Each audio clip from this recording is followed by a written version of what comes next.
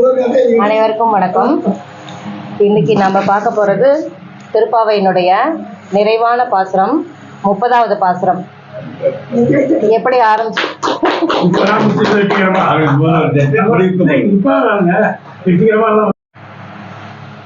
எப்படி வருவோமோ, எப்படி சேவிப்போமோ, எப்படி பண்ணுவோமோ நினைச்சிட்டு இருந்தோம். 30 நாளும் எல்லாரும் முழுமையா வந்து நல்ல விதமா சேவிச்சாச்சு. அந்த 30 பாசுரங்களையும் சேவித்ததுனால நம்மளுக்கு என்ன பலன் கிடைக்கும் அப்படிங்கிறதையும் ஆண்டாலே அவங்க பாசுரத்திலேயே ஒரு பாசுரத்துல சொல்லிட்டாங்க. இந்த கடைசி 30வது பாசுரம் இந்த மங்களகரமான கிரந்தமாகிய திருப்பாவைக்கு ஆண்டாள் பாடக்கூடிய மங்களம் அப்படின்னு தான் சொல்லணும். மங்களம் அப்படின்னா சாதாரணமா என்ன பாடுவோம்னா, லக்ஷ்மி கல்யாண வைபோகமே அப்படின்னு சொல்லிட்டு தான் பாடி மங்களம் பாடுவோம். இங்க ஆண்டாலும் தன்னுடைய பாசுரத்துல முதல் வரியிலேயே அந்த லக்ஷ்மி கல்யாண வைபோகத்தை தான் சொல்லியிருக்காங்க. லக்ஷ்மி கல்யாண வைபோகமா, இங்க வங்கக்கடல் கடைந்தன்னு சொல்லியிருக்காங்க அப்படின்னு சொல்லிட்டு நீங்க நினைக்கலாம். அந்த வங்கக்கடலை கடையும் போதுதான் மகாலட்சுமி அதுல இருந்து வெளியே வருவாங்க. அந்த மகாலட்சுமியை திருமால் மனம் செய்து கொள்வார் அப்படின்னு சொல்லிட்டு எல்லாருக்குமே தெரியும். அதனால இங்கேயும் மகாலட்சுமியினுடைய கல்யாண வைபோகம் பத்தி தான் இந்த பாசுரத்திலையும் பேசுறாங்க. வங்க கடல் கடைந்த அப்படின்னு சொல்லிட்டு சொல்றாங்க. வங்கம் அப்படின்னா கப்பல் அப்படிங்கிறது தான் அர்த்தம். அப்ப பார்க்கடல்ல எங்க கப்பல் இருக்கும் அப்படின்னு சொல்லிட்டு சொன்னா, நித்திய சூரிகள் எல்லாம் பெருமாளை சேவிக்கிறதுக்காகவும் பெருமாளை சுத்தி வரணும் அப்படிங்கிற மாதிரி செய்யறதுக்காகவும் ஒரு தெய்வீக படகுல அவங்க வருவாங்க அப்படின்னு சொல்லிட்டு சொல்றாங்க. அந்த மாதிரி நித்திய சூரிகள் வரக்கூடிய கப்பல்கள் நிறைந்த அந்த பார்க்கடல் அப்படின்னு சொல்லிட்டு சொல்றாங்க. சாதாரணமாவே சொல்லுவோம், பிறவி பெருங்கடல் நீந்துவர் நீந்தார் இறைவன் அடி சேராதார் அப்படின்னு சொல்லிட்டு. இந்த பிறவியையே பெருங்கடலா நம்ம நினைக்கும் போது இந்த பெருங்கடலை தாண்டுவிக்கக்கூடிய கப்பல் வந்து பெருமாள் தான் அப்படின்னு சொல்லிட்டு சொல்ற மாதிரியும் நம்ம வச்சுக்கலாம். அதனால இந்த வங்க கடல் கடைந்த மாதவன் அப்படின்னு சொல்லிட்டு சொல்றாங்க. மா அப்படின்னா மகாலட்சுமி, அந்த மகாலட்சுமியினுடைய கணவன் அப்படின்னு சொல்லிட்டு சொல்றாங்க. இந்த மகாலட்சுமி எப்படி பெருமாளை மணக்கிறாங்க அப்படின்னா, தேவர்கள் எல்லாம் பார்க்கடலை, தேவர்களும் அசுரர்களும் சேர்ந்து பார்க்கடலை கடையும் போது அங்க அமுதம் மட்டும் வரல, அங்கிருந்து விஷம் வருது. முதல்ல அந்த விஷத்தை எடுத்து மகாதேவருக்கு கொடுத்துட்டாராம், சிவனுக்கு கொடுத்துட்டாங்களாம். அடுத்தது அமிர்தம் வந்துச்சான், அதை எடுத்து தேவர்களுக்கு எல்லாருக்கும் பங்கிட்டு கொடுத்தாச்சான். ஆனா அந்த அமுதத்தை விட உயர்ந்தவளான மகாலட்சுமி அப்படிங்கிறவ அந்த பார்க்கடல்ல இருந்து வெளியே வராங்க. அதை வரும்போது அவங்க என்ன பண்றாங்கன்னா, மகாவிஷ்ணுவினுடைய இதயமாகிய தாமரையில் போய் அவங்க அமர்ந்துக்கிறாங்களாம். மகாவிஷ்ணுவை கணவனாக வரித்து அவர்களுடைய இதய தாமரையில் அமர்ந்துக்கிறாங்க. அதுவும் எப்படி இருக்காங்கன்னா, அகலகிலேன் இறையும் என்று அப்படின்னு சொல்லிட்டு, ஒரு நொடி கூட உங்களை விட்டு பிரிய மாட்டேன், இப்ப வந்து உட்கார்ந்துட்டேன்னா அவ்வளவுதான், இனிமேல நான் ஒரு நொடி கூட பிரிய மாட்டேன் அப்படின்னு சொல்லிட்டு அவங்க இதய தாமரையில அமர்ந்திருக்காங்களாம். கண்ணன் வந்து இந்த சிறையில தேவகிக்கு மகனாக பிறக்கும் போது 4 கைகளோட பிறந்தார் அப்படின்னு சொல்லிட்டு தான் நம்ம அடிக்கடி பேசுவோம். ஆனா அவர் வந்து இந்த இதயத்தில் இருக்கக்கூடிய மகாலட்சுமி என்கிற அந்த ஸ்ரீவத்ச மருவோட கூட சேர்ந்துதான் பிறந்தாராம். அவர் பிறக்கும் போதே சொல்லுவாராம், அம்மா இங்க பாரு, உனக்கு வந்து எனக்கு வயசானதுக்கு அப்புறம் பொண்ணு பார்க்கணும், கல்யாணம் பண்ணி வைக்கணும்ன்ற அவசியம் எல்லாம் இல்ல, இதோ நானே இங்க ஸ்ரீவத்ச மருவோட பிறந்திருக்கேன் அப்படின்னு சொல்லிட்டு அவரு சொல்லுவாங்க அப்படின்னு சொல்லிட்டு சொல்லுவாங்க. அந்த மாதிரி அந்த மகாலட்சுமி வந்து திருமாலை மணாளனாக தேர்ந்தெடுத்த அந்த ஒரு காட்சியை வந்து இந்த இடத்துல இவங்க சொல்றாங்க. இப்ப திருப்பாவை படிக்கிறதுனால என்ன கிடைக்கும் அப்படின்னு சொல்லிட்டு சொன்னா, முதல் பலன் சொல்லிட்டாங்க, திருமணங்கள் நிறைவேறும், திருமண ஆசைகள் கைகூடும் அப்படின்னு சொல்றத இவங்க முதல் வரியிலேயே சொல்லிட்டாங்க. நம்ம 30 நாளும் திருப்பாவை படிக்கிறோம் அப்படின்னா எப்பயுமே சாதாரணமாவே சொல்லுவாங்க, திருப்பாவை படிக்கிறாங்க மார்கழி மாசத்துல அப்படின்னா நல்ல வாழ்க்கை துணை அமையும், அதனால திருப்பாவை படிங்க, மார்கழி மாசம் வந்தா திருப்பாவை படிங்க அப்படின்னு சொல்லிட்டு சொல்லிக்கிட்டே இருப்பாங்க எவ்வளவு நாளாவே. இதே மாதிரி அது அவங்க பாசுரத்திலேயும் சொல்லிட்டாங்க. இப்ப எனக்கு ஏற்கனவே கல்யாணம் ஆயிடுச்சு, அப்ப எனக்கு எப்படி நல்ல வாழ்க்கை துணை கிடைக்கும் அப்படின்னு சொல்லிட்டு கவலைப்படக்கூடாது. நம்மளுடைய வாழ்க்கை துணை நம்மளுக்கு ஏத்த மாதிரி நம்ம நடந்துக்குவாங்க அப்படின்னு சொல்லிட்டு சொல்லுவாங்க. இவ்வளவு நாள் சரியா பேசல செய்யல, எதுவுமே கரெக்டா நடக்கல அப்படின்ற மாதிரி இருந்தா கூட இனிமே நம்மளுக்கு நல்ல விதமா பாத்துக்கிற மாதிரியான ஒரு சூழல் ஏற்படும். அடுத்தது என்ன சொல்றாங்க அப்படின்னா, இந்த பார்க்கடல் கடையும் போது பெருமாள் வந்து வெறும் கூர்மாவதாரம் மட்டும் எடுக்கலையாம். கூர்மாவதாரம் எடுத்து அந்த மலையையும் தாங்கி இருக்காரு. அதே மாதிரி உபேந்திரனா இருந்து தேவர்கள் கூட ஒரு பக்கத்துல இருந்து வாசுகியை இழுத்து கடையவும் செஞ்சிருக்காரு. அப்புறம் தன்வந்திரியா ஒரு உருவம் எடுத்து அமிர்த கலசத்தை எடுத்துட்டு வராரு. அப்புறம் மோகினியா மாறி அந்த அமிர்தத்தை தேவர்களுக்கு மட்டும் பங்கிட்டு கொடுக்கிறாரு. கடைசியில மகாலட்சுமிக்கு வணங்கக்கூடிய மணாளனாகவும் இருக்கிறாரு. அப்ப இவ்வளவுதானா அப்படின்னா அதுவும் கிடையாது. அந்த பார்க்கடலை கடையக்கூடிய தேவர்களுக்கும் அசுரர்களுக்கும் ஒரு அந்தர்யாமியாக இருந்து ஒரு உற்சாகத்தையும் அவங்களுக்கு ஒரு ஊக்கத்தையும் ஒரு வீரத்தையும் பலத்தையும் கொடுத்த மாதிரியும் அவரு அங்க பண்ணிட்டு இருந்தாரு. அதே மாதிரி அந்த வாசுகி பாம்பை போட்டு இழுக்கும் போது அந்த பாம்பு பீஸ் பீஸா பிஞ்சு போறதுக்கு கூட வாய்ப்பு இருக்கு. அந்த பாம்பு அந்த மாதிரி பிய்யாம இருந்துச்சுன்னா காரணம் இவர் அதற்குள்ள இருந்துட்டு அது பிய்யாத அளவுக்கு பார்த்துக்கிட்டாரு. அதே மாதிரிதான் மலையும் சுக்குநூறா உடையக்கூடிய வாய்ப்பு இருக்கு. அந்த மலைக்குள்ளேயும் இந்த பெருமாள் இருந்து அந்த மலையை மலையாகவே இருக்க வச்சு அந்த பார்க்கடலை கடைஞ்சாங்க அப்படின்னு சொல்லிட்டு சொல்லுவாங்க. இவ்வளவு உருவங்கள் எடுத்து பெருமாள் எதுக்கு கடைஞ்சாரு அப்படின்னா கடைசியில் வரக்கூட அந்த பெண்ணமுதாகிய மகாலட்சுமியை அடைய வேண்டும் அப்படிங்கிறதுக்காக தான் பெருமாள் இவ்வளவு கஷ்டப்பட்டு அந்த பார்க்கடலை கடைஞ்சாரு அப்படின்னு சொல்லிட்டு ஒரு ஹாஸ்யமா சொல்லலாம் அப்படின்னு வச்சுக்கலாம். அடுத்தது என்னன்னா கேசவன் அப்படின்னு சொல்லிட்டு சொல்றாங்க. சரி, மகாலட்சுமி வந்தாங்க, அவரை கல்யாணம் பண்ணியாச்சு, அப்ப அவ்வளவுதானா? கல்யாணம்னா என்ன? அடுத்தது பிள்ளை குட்டிகள் இருக்கா, என்ன விசேஷமான்ட்டு உடனே கேட்க ஆரம்பிச்சிருவாங்க. அந்த வேலைக்கு கூட பகவான் இடம் கொடுக்கலையா. இவங்க என்ன சொல்றாங்கன்னா கேசவன் அப்படின்னு சொல்லிட்டு சொல்றாங்க. இந்த கேசவன் அப்படிங்கறத எப்படி பிரிக்கலாம் அப்படின்னா கா பிளஸ் ஈசன் அப்படின்னு சொல்லிட்டு பிரிக்கலாமா. அதாவது கானா சமஸ்கிருதத்துல பிரம்மாவை குறிக்கும்.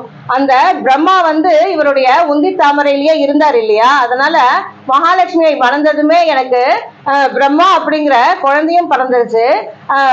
ஒரு பாசம் ஒண்ணு வரும், நான்முகனை நாராயணன் படைத்தான், நான்முகனும் தான்முகமாய் சங்கரனை தான் படைத்தான் அப்படின்னு சொல்லிட்டு என்னுடைய பிள்ளை பிரம்மா, பிரம்மாவினுடைய பிள்ளை சிவன், அதனால எனக்கு மகனும் பிறந்தாச்சு பேரனும் பிறந்தாச்சு அப்படின்னு சொல்லிட்டு சொல்றாங்களாமா. இதனால நம்மளுக்கு என்ன தெரிய வருது அப்படின்னா முதல் லைன்ல சொன்னாங்க கல்யாணம் நடக்கும் அப்படிங்கிற பலன் கொடுத்தாங்க. இப்ப அடுத்த வரியில சொல்லிட்டாங்க பிள்ளை பேரு உண்டாகும் அப்படிங்கிறது. பிள்ளை பேரனோட நல்ல சௌக்கியமாக இருக்க முடியும் அப்படின்னு சொல்லிட்டு சொல்றாங்க. அதனால திருப்பாவை படிக்கிறதுனால கிடைக்கக்கூடிய நம்மளுக்கு அடுத்த பலன் பிள்ளை பேரு உண்டாகும் அப்படின்னு சொல்லிட்டு இதை படிப்பதனால ஏற்கனவே பிறந்த பிள்ளைகள் நல்ல வாழ்க்கை வாழ்வதற்கு நல்ல கதியை அடைவதற்கும் நம்ம உபயோகப்படும் அப்படிங்கிற மாதிரி வச்சுக்கணும். வங்கக்கடல் கடைந்த மாதவனை கேசவனை திங்கள் திருமுகத்து சேயிழையார் சென்றிரேஞ்சி அப்படின்னு சொல்லிட்டு சொல்றாங்க. திங்கள் திருமுகத்து அப்படின்னா திங்கள்னா தெரியும் சந்திரன், திரு அப்படின்னா தெரியும் மகாலட்சுமி. இந்த திங்களும் அந்த பார்க்கடலில் இருந்து வெளியே வந்தது, அந்த மகாலட்சுமியும் அந்த பார்க்கடல்ல இருந்து தான் வெளியே வந்தாங்க. ரெண்டு பேருமே எதுக்கு உருவகப்படுத்துவோம்னா அழகுக்கு தான் நம்ம சொல்லுவோம். அந்த மாதிரி திங்கள் திருமுகத்து சேயிழையார் அப்படிங்கும்போது அழகான பெண்கள் அப்படின்னு சொல்லிட்டு அவங்க சொல்லி இங்க சொல்றாங்க. அதனால மூன்றாவது பலன் நம்மளுக்கு கிடைக்கக்கூடியது அழகு. இந்த திருப்பாவை படிக்கிறதுனால நம்மளுக்கு மோட்சம் கிடைக்கும், வைகுண்டம் கிடைக்கும், அதெல்லாம் சொல்றது இல்லாம முகத்துல ஒரு பொலிவு உண்டாகும், ஒரு தெளிவு உண்டாகும் அப்படின்னு சொல்லிட்டு சொல்றாங்க. அதனால திங்கள் திருமுகத்து அப்படின்னு சொல்லிட்டு சொல்றாங்க. சேயிழையார் சென்றிரைஞ்சி அப்படின்றாங்க. சேயிழையார் அப்படின்னா அழகான நகைகள் அணிந்தவர்கள் அப்படின்னு சொல்லிட்டு சொல்றாங்க. செம்மையான நகைகளை அணிந்தவர்கள் அப்படின்னு சொல்லிட்டு அந்த ஆயர்குல பெண்கள் எல்லாரையும் சொல்றாங்க. நகைகள் அணிந்தவர்கள் அப்படின்னா நகை யாரும் ஒன்றும் ஃப்ரீயா கொடுத்துட மாட்டாங்க. அந்த நகை வேணும்னா அதுக்கு பணம் கொடுத்தாதான் நம்மளுக்கு நகை கிடைக்கும். அந்த நகையையும் பணத்தையும் நம்மளுக்கு கொடுக்கக்கூடியது இந்த திருப்பாவை 30 அப்படின்னு சொல்லிட்டு நம்மளுக்கு சூசகமா புரிய வைக்கிறதுக்காக தான் சேயிழையார் அப்படின்னு சொல்லிட்டு சொல்றாங்க. இதுதான் நம்மளுக்கு இந்த திருப்பாவை படிக்கிறதுனால வரக்கூடிய அடுத்த பலன். சென்று இறைஞ்சி அப்படின்னு சொல்லிட்டு சொல்றாங்க. சென்று இறைஞ்சி அப்படின்னா இப்ப இந்த பாசுரத்துல நம்ம படிக்கும் போதே தினைக்கும் பார்த்தோம். அது காலையில எழுந்துட்டோம் அப்படின்னு சொல்லிட்டு சொல்றாங்க. அதுக்கப்புறம் ஒவ்வொரு பெண்ணினுடைய வீட்டுக்கா போய் அவங்கள கூப்பிட்டுக்கிறாங்க. அதுக்கப்புறம் பாவைக்களம் அப்படிங்கிற ஒரு இடத்துக்கு போறாங்க. அதுக்கப்புறம் கண்ணனினுடைய திருமாளிகைக்கு வராங்க. அப்புறம் இப்ப கண்ணன் கிட்ட பேசிட்டு இருக்காங்க அப்படின்னு சொல்லிட்டு நம்ம பாக்குறோம். இப்ப அதிகாலையில எந்திரிக்கணும் அப்படின்னு சொன்னா உடம்புல கண்டிப்பா ஒரு எக்ஸ்ட்ரா எனர்ஜி இருந்தாதான் அதிகாலையில எந்திரிக்க முடியும். அதிகாலையில எந்திரிக்கணும், அதுவும் இந்த மார்கழி மாச குளிர்ல எந்திரிக்கணும் அப்படின்னா நம்மளுக்கு ரொம்ப பிரயத்தனம் பண்ண வேண்டியது இருக்கும்.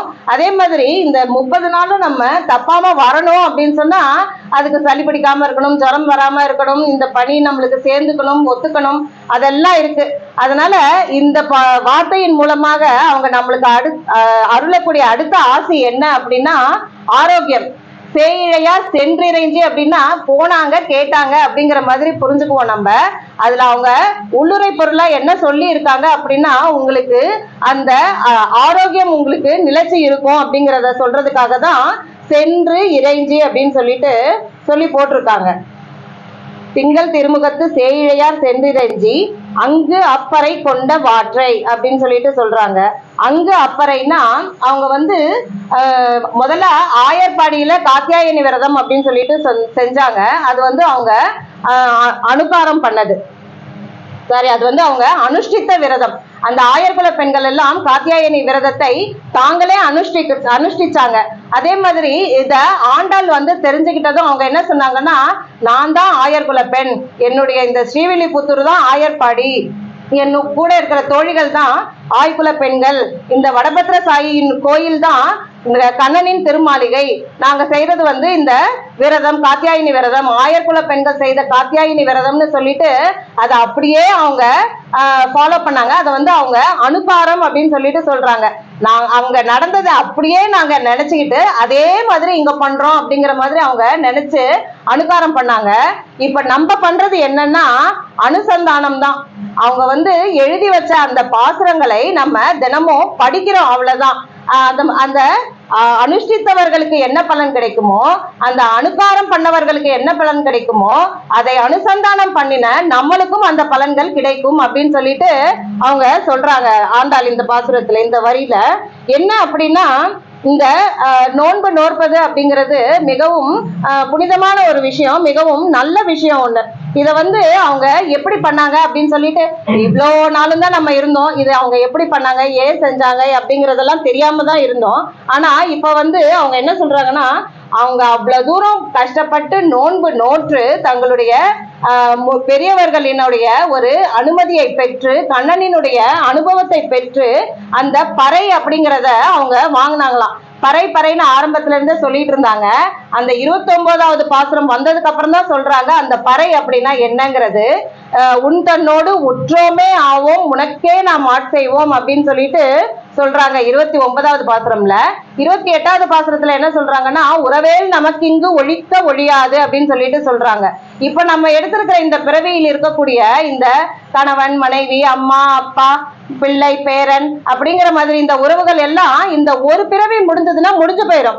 அதுக்கப்புறம் நம்மளுக்கு அந்த உறவுகளினுடைய வாசனை தொடராது. இது எப்ப தெரிஞ்சுக்கலாம் அப்படின்னா, அர்ஜுனன் அழுகுறானாம்.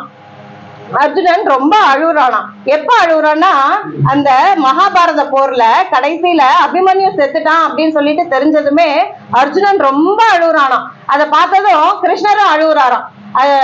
அர்ஜுனன் செத்தது தாங்க முடியாம கிருஷ்ணர் கூட அழுகுறாரு அப்படின்னு சொல்லிட்டு அர்ஜுனன் நினைச்சாலாம். ஆனா கிருஷ்ணர் சொன்னாராம், ஏண்டா இப்பதான் உனக்கு போர் ஆரம்பிக்கிறதுக்கு முன்னாடி அவ்வளவு தூரம் உபதேசம் பண்ண, உடல் அழியக்கூடியது, ஆன்மா மட்டும்தான் அழிவில்லாதது, நான் மட்டும்தான் அழிவில்லாதவன் அப்படிங்கறதெல்லாம் உனக்கு அவ்வளவு தூரம் உபதேசம் பண்ண. இப்ப அதுக்குள்ள ஒரு 10 நாள் கூட ஆகல, அதுக்குள்ள என் புள்ள செத்துட்டான் அழுவுறிய அப்படின்னு சொல்லிட்டு கிருஷ்ணர் அழுதாராம். இரு உனக்கு ஒண்ணு காட்டுறேன் அப்படின்னு சொல்லிட்டு அர்ஜுனனையே கூட்டிட்டு போய் சொர்க்கத்துல இருக்கக்கூடிய அபிமன்யுவை காட்டினாராம் கிருஷ்ணர். அபிமன்யுவை பார்த்ததுமே அர்ஜுனனுக்கு அப்படியே பொங்கி வருது பாசம். கண்ணா அபிமன்யு அப்படின்னு சொல்லிட்டு எடுத்து கொஞ்சறாரு. இருங்க யார் நீங்க அப்படின்ட்டு கேக்குறானா அபிமன்யு. அவ்வளவு தூரம் அந்த உடலில் இருந்த உயிர் பிரிஞ்சிருச்சு அப்படின்னா அதுக்கப்புறம் நம்மளுடைய பூர்வ ஜென்ம பந்தங்களோ சொந்தங்களோ நம்மளுக்கு சுத்தமா நினைப்பு இருக்காது, நம்மளுக்கு தெரியவும் தெரியாது. அபிமன்யுவே சொர்க்கத்துல பக்கத்துல கண்ணன் இருக்கும் போதே அர்ஜுனன் கிட்ட நீங்க யாரு, இப்ப எதுக்கு எங்க மேல இவ்வளவு பாசமா பொழியறீங்க அப்படின்னு சொல்லிட்டு கேக்குறான். அப்படின்னா நம்மளுடைய நிலைமையை பத்திலாம் சொல்லவே தேவையில்ல. அந்த மாதிரி அந்த உறவுகள் எனக்கு வேண்டாம் அப்படின்னு சொல்லிட்டு உன்னுடைய உறவு மட்டும்தான் வேண்டும் அப்படின்னு சொல்லிட்டு அவங்க கேக்குறாங்க. அதுவும் எவ்வளவு நாளுக்கு வேணும் அப்படின்னா எற்றைக்கும் வேணும், என்றுமே வேணும், 7 பிறவிக்கும் வேணும். நான் எடுக்கக்கூடிய அத்தனை பிறவிகளிலும் வேணும், நீ எடுக்கக்கூடிய அத்தனை பிறவிகளிலும் உனக்கு நாங்க உற்றோமாவே இருக்கணும் அப்படின்னு சொல்லிட்டு அவங்க அந்த பறையை கேட்டு வாங்குறாங்க. அவர்கள் அந்த மாதிரி பெற்ற அந்த அனுகிரகத்தை இங்க இவங்க சொல்லியிருக்காங்களாம். யார் சொல்லியிருக்காங்கன்னா, அணிப்புதுவை பைங்கமல தன்தெரியல் பட்டர் பிரான் கோதை சொன்ன அப்படின்னு சொல்லிட்டு சொல்றாங்க. இந்த அணிப்புதுவை அப்படின்னா அவங்க பிறந்த ஸ்ரீவில்லிபுத்தூரை தான் புதுவை அப்படின்னு சொல்லிட்டு குறிப்பிடுறாங்க. அந்த புதுவை எப்படிப்பட்ட புதுவைனா அழகான புதுவை, இந்த உலகத்துக்கே ஒரு அணிகலனாக இருக்கக்கூடிய புதுவையாம். ஏன் அந்த மாதிரி உலகத்துக்கே அணிகலனாக இருக்கக்கூடிய புதுவைனா, ஏன்னா அங்கதான் பூமாதேவி ஆகிய ஆண்டாளும் பிறந்திருக்காங்க, கருடனினுடைய அம்சமாகிய பெரியாழ்வாரும் பிறந்திருக்காரு. இவங்க எல்லாத்துக்கும் அனுகிரகம் பண்றதுக்கு அந்த திருமாலும் வடபத்திர சாகியா அங்க அவதாரம் பண்ணியிருக்காரு அப்படிங்கிற மாதிரி சொல்லுவாங்க. அதாவது பரம்பொருள் ஆகிய அப்படிங்கிற தொண்டரும் அப்படிங்கிற மகாலட்சுமியும் மா என்கிற அந்த பரம்பொருளும் எல்லாரும் சேர்ந்து இருக்கக்கூடிய ஒரு புதுவை அப்படிங்கிறதுக்காக அதை அணிப்புதுவை அப்படின்னு சொல்லிட்டு சொல்றாங்க. அங்க இருக்கிற பெரியாழ்வாரை பத்தி அவங்க விவரிக்கிறாங்க. அந்த பெரியாழ்வார் எப்படி இருப்பாரு அப்படின்னா, பைங்கமல தன் தெரியல் பட்டர் பிரான் அப்படின்னு சொல்லிட்டு சொல்றாங்க. தெரியல் அப்படின்னா மாலை, தன் தெரியல் அப்படின்னா குளிர்ச்சியான மாலை. இந்த குளிர்ச்சியான மாலை எப்படி வந்துச்சு அப்படின்னா பைங்கமல, அதாவது ஃப்ரெஷ்ஷா இருக்கக்கூடிய ஒரு தாமரையால் ஆன குளிர்ச்சியான மாலையை அணிந்திருக்கக்கூடிய பட்டர் பிரான் அப்படின்னு சொல்லிட்டு அந்த பட்டர் பிரானை உருவகப்படுத்துறாங்க. ஏன் அவர் எப்பயுமே குளிர்ச்சியான அந்த தாமரை பூ மாலையை போட்டுட்டு இருக்காரு அப்படின்னா, அவருக்குள்ள அந்தர்யாமியா அந்த பகவான் இருக்காராமா. அந்த பகவானுக்கு எனக்கு ஒரு குளிர்ச்சி இருக்கணும், ஒரு மென்மை இருக்கணும் அப்படிங்கிறதுக்காக இவர் அந்த மாலையை போட்டுப்பாராம்.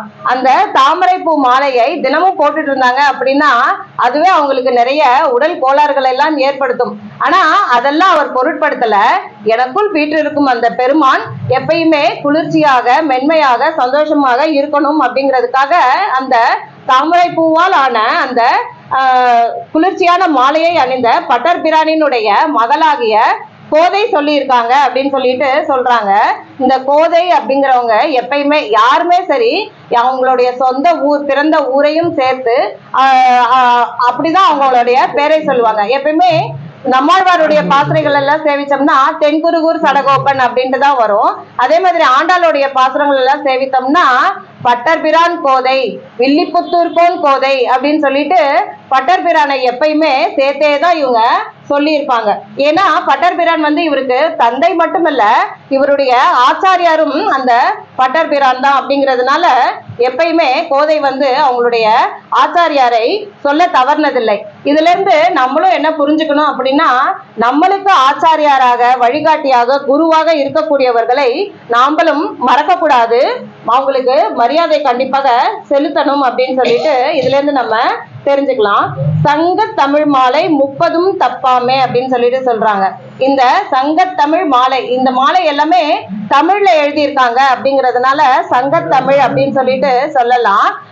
அதுவும் இல்லாம சங்கம் தமிழ்னா இயல், இசை, நாடகம் அப்படின்ட்டு 3 வரும். இப்ப இத உபன்யாசம் பண்றோம், பேசுறோம் அப்படிங்கும் போது இது இயல் தமிழா இருக்கும்.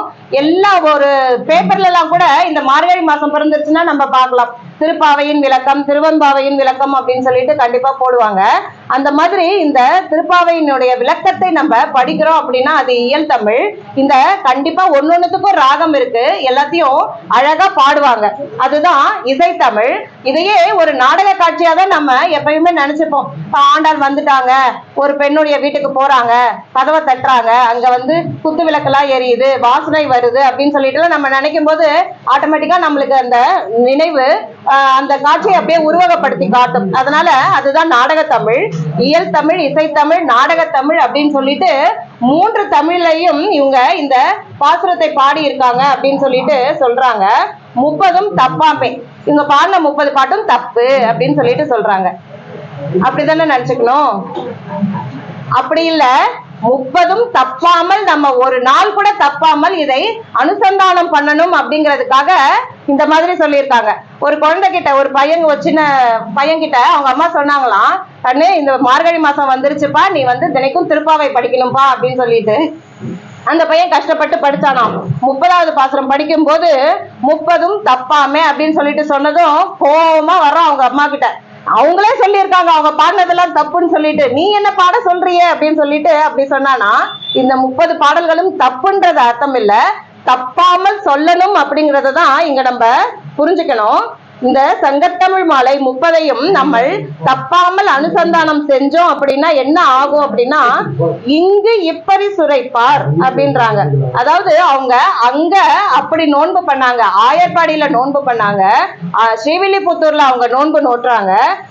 அவங்க அந்த நோன்பு நோற்ற விதத்தை இங்கு இப்படி சுரைப்பார். நம்ம இங்க கள்ளக்குறிச்சியில கேட்டுட்டு இருக்கோம், இந்த விதத்துல கேட்டுட்டு இருக்கோம் அப்படின்னு சொல்லிட்டு இந்த விதத்துல நம்மளுக்கு தெரிந்த விதத்துல நம்ம பாடுறோம், நம்மளுக்கு தெரிந்த விதத்துல நம்ம சேவிக்கிறோம். இந்த மாதிரி நீங்க சேவிச்சா கூட என்ன ஆகும் அப்படின்னா, ஈர்2 மால்வரை தோல் செங்கன் திருமுகத்து செல்வ திருமாலால் எங்கும் திருவருள் பெற்று இன்புறுவர் அப்படின்னு சொல்லிட்டு சொல்றாங்க. அவங்க அப்படி பண்ணாங்க, அனுகாரம் பண்ணாங்க, அவங்க அப்படி அனுஷ்டானம் பண்ணாங்க, நீங்களும் அதே மாதிரி பண்ணாதான் உங்களுக்கு பலன் அப்படிங்கிற மாதிரி எல்லாம் கிடையாது. இந்த பாமாலை 30ஐயும் நம்ம பாடணும் அப்படின்னால பெருமாளுக்கு நம்ம பாடுறது நினைவுக்கு வராதான். ஆண்டாள் இப்படிதானே பாடினாங்க, ஆண்டாள் இப்படிதானே பாடினாங்க அப்படின்னு சொல்லிட்டு பெருமாளுக்கு வரக்கூடிய நினைவு ஆண்டாளை பற்றிய நினைவாக தான் இருக்கும். அவங்க எவ்வளவு ஸ்ரத்தையா பாடினாங்க, இவங்க இப்படி பாடுறாங்களே அப்படின்னு சொல்லிட்டு எல்லாம் பார்க்க மாட்டாரு. அவர் பாடிய இந்த பாடல்களை, ஆண்டாள் பாடிய இந்த பாடல்களை இவங்க பாடுறாங்க அப்படிங்கும் போது ஆண்டாளுக்கு என்ன அனுகிரகம் கொடுத்தமோ அந்த அனுகிரகம் இவங்க எல்லாத்துக்கும் கொடுக்கணும் அப்படின்னு சொல்லிட்டு பெருமாள் நினைப்பாராம். இப்போ நம்ம இருக்கிறது இந்த தமிழ்நாடு. நம்ம இந்த தமிழ் பாசுரங்களை எல்லாம் அழகா பதம் பிரிச்சு படிக்கிறோம், பேசுறோம், கேட்கிறோம். இதை நம்ம கேட்கும் போதே ஓரளவு இதனுடைய அர்த்தங்கள் கூட நம்மளுக்கு புரியும். இந்த பாசுரங்கள் தமிழ்நாட்டுல மட்டும்தான் சேவிக்கப்படுதா அப்படின்னா கண்டிப்பா இல்ல. இந்தியா முழுக்க 108 திவ்ய தேசங்கள் மட்டும் இல்ல, எங்கெங்கெல்லாம் பெருமாள் கோயில்கள் இருக்குதோ அந்த கோயில்கள்ல தினமுமே அனுசந்தானம் பண்ணுவாங்க. வருஷம் 365 நாளுமே. அப்படி 365 நாளும் பண்ணலையா, அட்லீஸ்ட் இந்த மார்கழி மாசம் 30 நாளும் கண்டிப்பா இந்த திருப்பாவை சேவை எல்லா ஊர்லயுமே இருக்கும். எனக்கு தமிழ்னா என்னவே தெரியாது, தமிழ் எழுத்துன்னா என்னன்னே தெரியாது அப்படின்ட்டு இருக்கிறவங்க கூட இந்த திருப்பாவைய சொல்லுவாங்க. இந்த திருப்பாவை நம்ம தமிழ் தெரிஞ்சவங்க சொல்லும் போது அந்த ஏற்ற இறக்கம், அந்த ழகரம் லகரம் அதெல்லாம் பார்த்து சொல்லுவோம். அவங்களுக்கு அதெல்லாம் கூட தெரியாது, என்னமோ அவங்க பாட்டியும் பேசுவாங்க, படிப்பாங்க. இது திருப்பாவை தானான்னு சொல்லிட்டு நம்ம பக்கத்துல இருந்து கேட்டோம்னா நம்மளுக்கே தெரியாது. அந்த அளவுக்கு அவங்களுடைய ப்ரொனவுன்சியேஷனும் உச்சரிப்பும் இருக்கும்.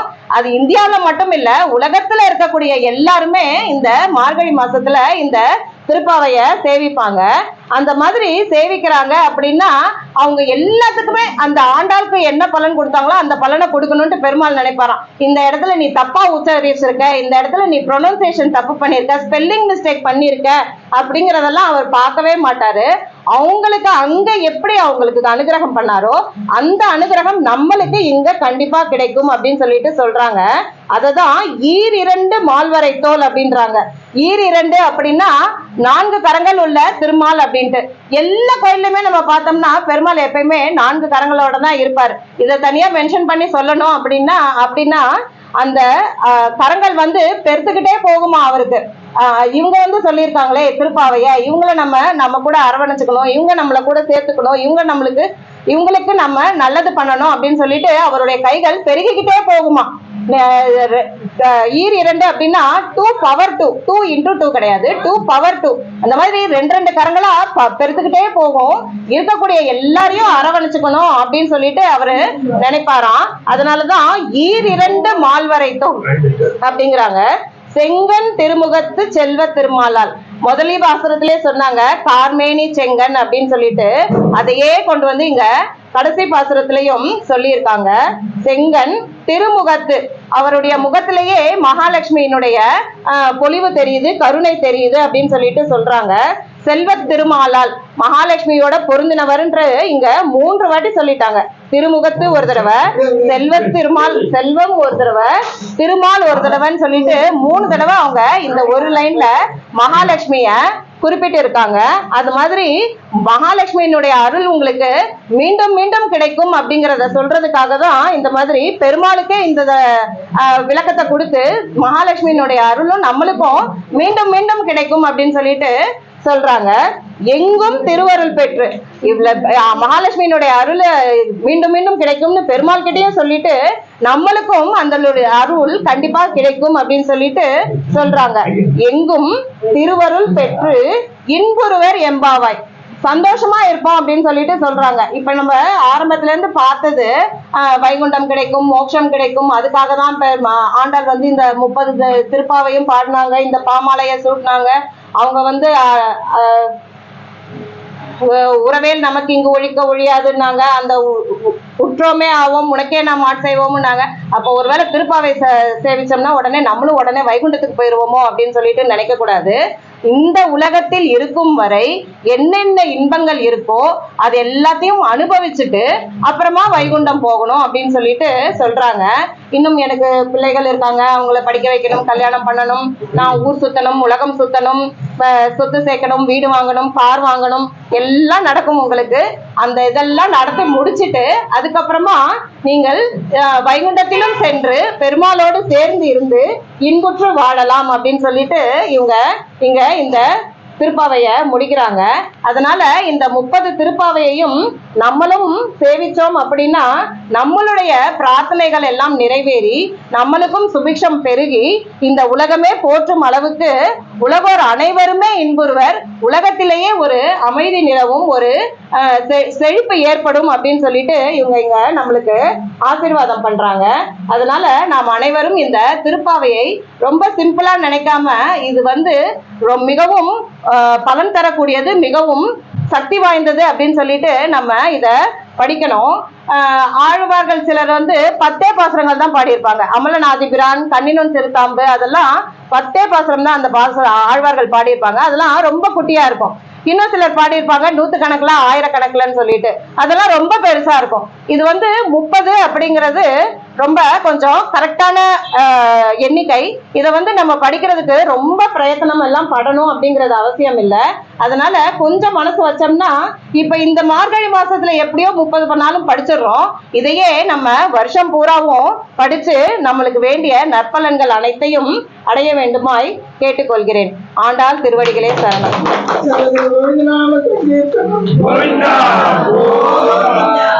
இந்த திருப்பாவைக்கு நிறைய பலன்கள் சொல்லியிருக்காங்க. நிறைய பேர் இதுக்கு விளக்க உரைகள் எல்லாம் எழுதியிருக்காங்க. ஏதோ என் சிற்றறிவுக்கு ஏற்றிய சில கருத்துக்களை தான் நான் உங்க முன்னாடி வச்சிருந்தேன். அதெல்லாம் ஏதாவது தப்பா இருந்துச்சு, தவறா இருந்துச்சு, உங்களுக்கு மனசு புண்படிமோரியா இருந்துச்சு அப்படின்னா என்னை தயவு செய்து மன்னிக்கணும்னு கேட்டுக்கிறேன். ஆண்டாள் திருவடிகளே சரணம்.